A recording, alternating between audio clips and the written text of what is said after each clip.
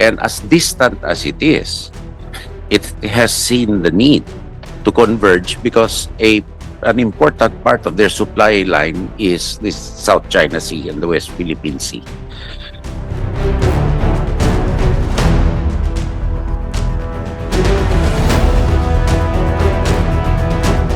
We are proud to deepen our partnership with a country that courageously acts on those values, not just in words, but through your dedicated work toward regional peace and security.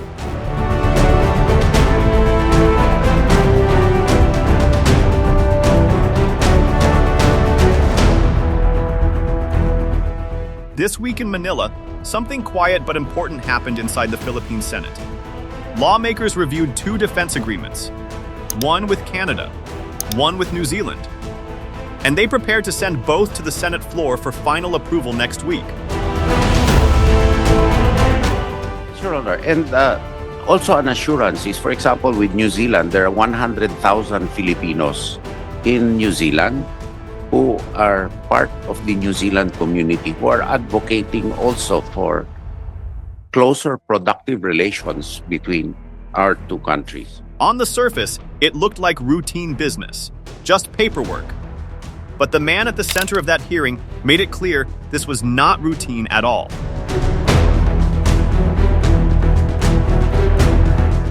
Philippine Defense Secretary Gilbert Teodoro Jr. told senators that these 2 agreements are about much more than soldiers and ships. He said they could help protect Philippine supply chains, defend investor confidence, and secure the trade routes that the country depends on every single day.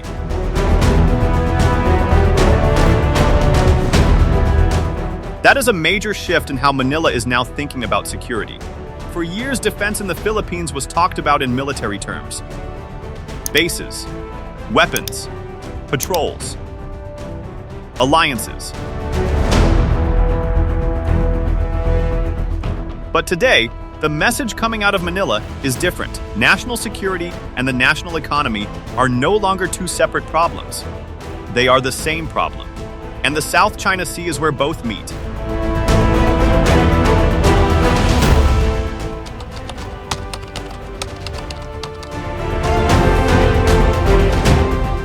I now call this public hearing to order.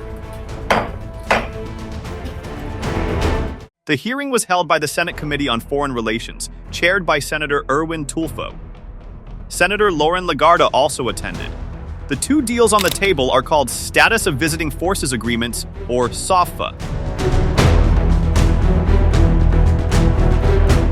In simple terms, these are legal pacts that allow soldiers from one country to train, operate, and respond inside the other country without getting stuck in heavy paperwork.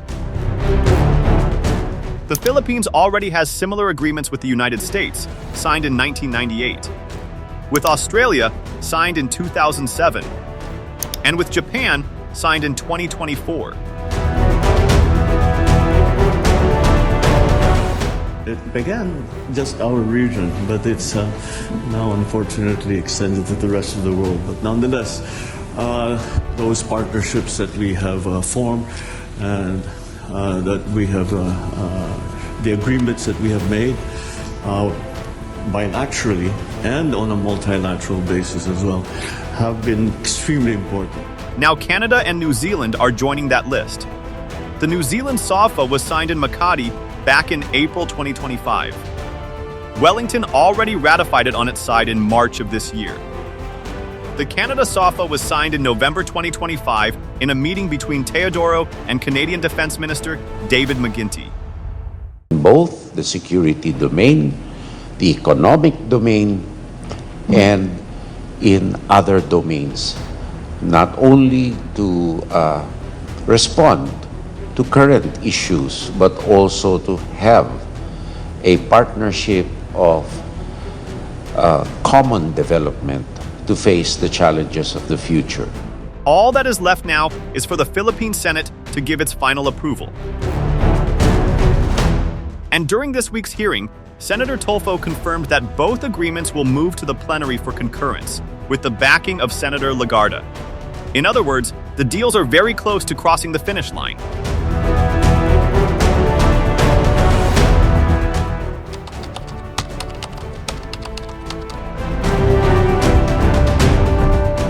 the most interesting part of the hearing was not about troops, it was about money.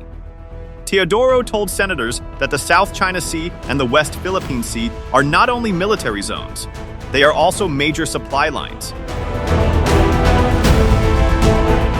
And as distant as it is, it has seen the need to converge because an important part of their supply line is this South China Sea and the West Philippines. He pointed out that for partner countries like New Zealand, those same waters carry their trade too.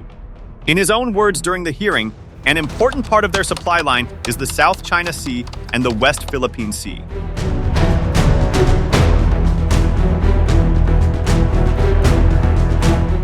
That single sentence reframes the entire conversation. Because if the sea lanes are unstable, the cost of doing business goes up. Insurance climbs.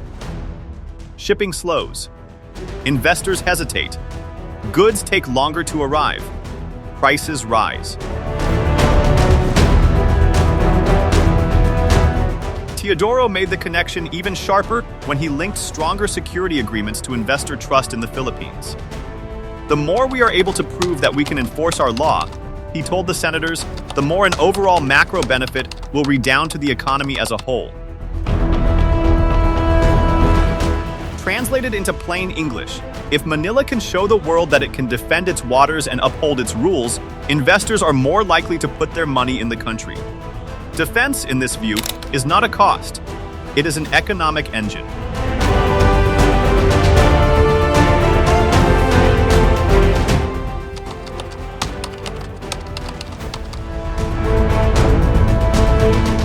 To understand why Teodoro is making this argument, you need to understand the waters themselves. The South China Sea is one of the busiest trade highways on Earth. According to a study by the Center for Strategic and International Studies, about $3.37 trillion worth of trade passed through these waters in a single year, which works out to roughly 21% of all global trade. Other estimates run as high as $5.3 trillion every year. Either way, the picture is clear. Roughly 1/3 of global shipping moves through this sea. Around 80% of China's energy imports flow through it. So do massive amounts of oil, gas, electronics, food, and goods heading to Japan, South Korea, and beyond. If these lanes shake, the whole world feels it. We have already seen what disruption looks like.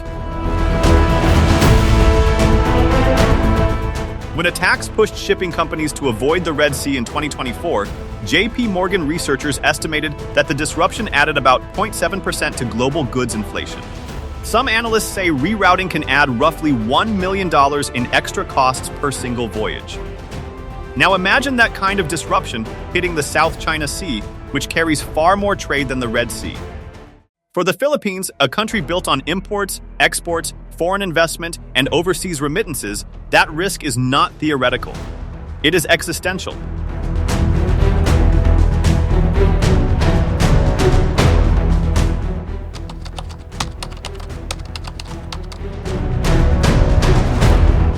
We are committed to our mutual resilience, and in this way, through the SOVFA, interoperability, other enhanced exchanges shall be done for collective resilience in the Indo-Pacific region, and also bilateral efforts to develop our mutual resilience. Some viewers might be wondering, why these two countries? Neither is famous for projecting military power. Canada has a small navy by global standards. New Zealand has an even smaller one. So why is Manila so eager to sign with them? The answer is in the word network. For Canada, this is actually a historic move. The SOVFA with Manila is the first such agreement Ottawa has ever signed in the Indo-Pacific region. It builds on a defense cooperation memorandum from last year and marks what the Canadian government calls a new chapter in Canada-Philippines defense ties. Canada has already committed to keeping 3 naval ships in the Indo-Pacific each year. That added up to more than 300 days at sea last year and around 80 days in partner ports. The Royal Canadian Navy alone made 9 port visits to the Philippines in the past 3 years, bringing more than 2,250 sailors and aircrew through Philippine harbors.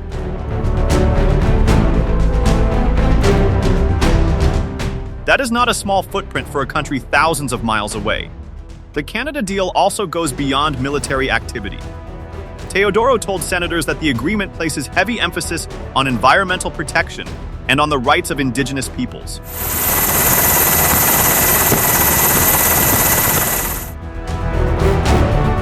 Which is important because of the strong role of First Nations in Canada. Senator Legarda welcomed those safeguards.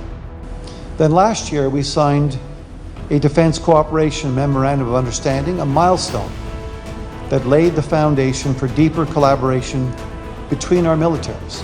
Canada has also been helping the Philippines with cyber protection, and Teodoro hinted that future cooperation could grow into areas like responsible mineral development. That matters because critical minerals are becoming a new battlefield in global competition. And it's very important for us to have that legal framework so we're not wasting time having to go and work out the rules of the road beforehand, that we just get on and everyone knows exactly where we are. New Zealand brings something different to the table. In April 2025, when the SOVFA was signed in Makati, New Zealand Defence Minister Judith Collins said the deal reflected the strength of the Wellington-Manila relationship. Teodoro called New Zealand a partner that is distant to us, but as close to us at the same time, shoulder to shoulder. Well, we're moving from just over 1% of GDP to 2%, as you say, within the next 8 years. And we have committed to saying that every 2 years we'll check in to see if we can go faster and we can do more. New Zealand is also boosting its own defense spending. Wellington announced a plan to add New Zealand $9 billion, about $5 billion US dollars, in defense spending over 4 years, with a goal of nearly doubling defense spending to 2% of GDP within 8 years. That is a serious commitment from a country usually known for soft power.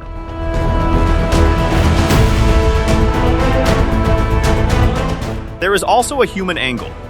Roughly 100,000 Filipinos live in New Zealand. That community alone gives both governments a strong reason to deepen ties. And in 2026, Manila and Wellington plan to upgrade their relationship to a comprehensive partnership.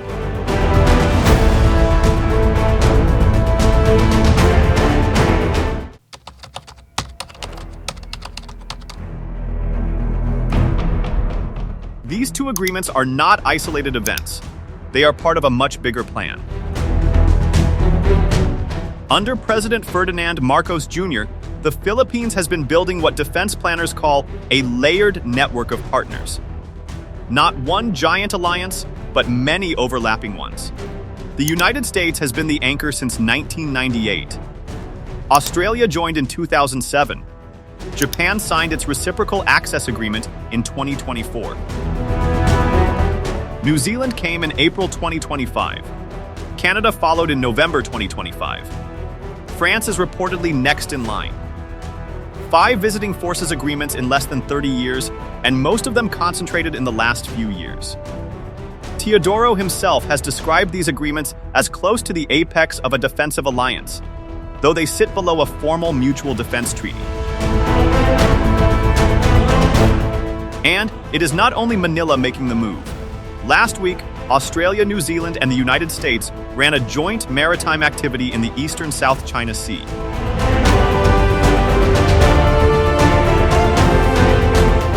The U.S. and the Philippines also announced the formation of a new unit called Task Force Philippines to enhance maritime security. On top of that, Australia and the Philippines are planning a new defense agreement in 2026 that includes 8 infrastructure projects across 5 sites in Luzon. Australian shift, maybe a decade or two ago, in saying that Australia's future is with Asia, has really become a reality. And that's why the closeness between our countries, between Australia and the Philippines, is terribly important. The trend is unmistakable. Manila is no longer building defense bilaterally. It is building defense like a web. This is what strategists mean by layered deterrence. no single partner can solve everything.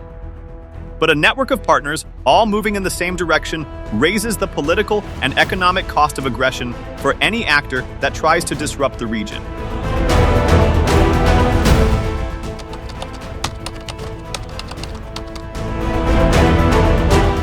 Of course, not everyone sees these deals the same way.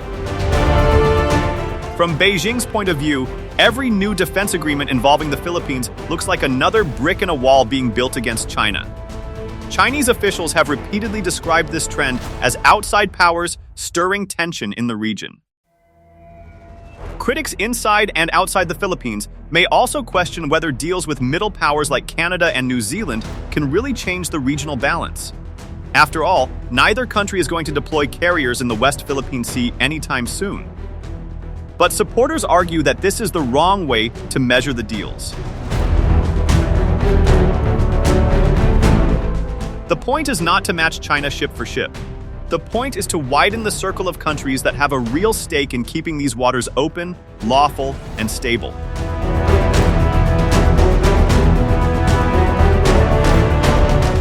Teodoro has framed it carefully. He told reporters after one signing, "We come to face with the reality in both our countries that peace does not come for free. It is not a free dividend, but must be committed to." That line tells you everything about how Manila now sees regional stability. Peace is not a gift. It has to be paid for in agreements, in training, in cooperation, and in trust.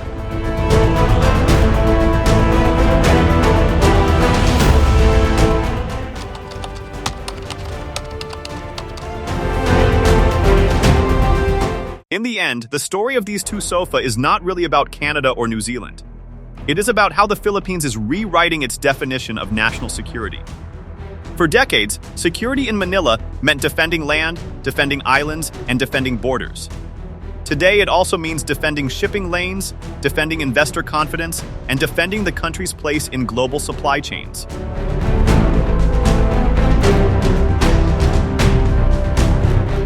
I think the defense space is moving very, very rapidly. Very rapidly, faster than... and so, speed is necessary in this. That is why Teodoro stood in front of senators this week and connected ships to supply chains, and supply chains to the economy. Because in 2026, you cannot protect a modern economy without protecting the sea routes that feed it. And you cannot protect those sea routes alone. So the Philippines is doing something practical. It is gathering partners. It is opening doors. It is building a web of friendly countries that share the same interest in keeping the Indo-Pacific stable and open. Whether this network will be strong enough to change the behavior of larger powers remains to be seen. But one thing is already clear. Manila is no longer waiting to react to events in the South China Sea. It is shaping the response.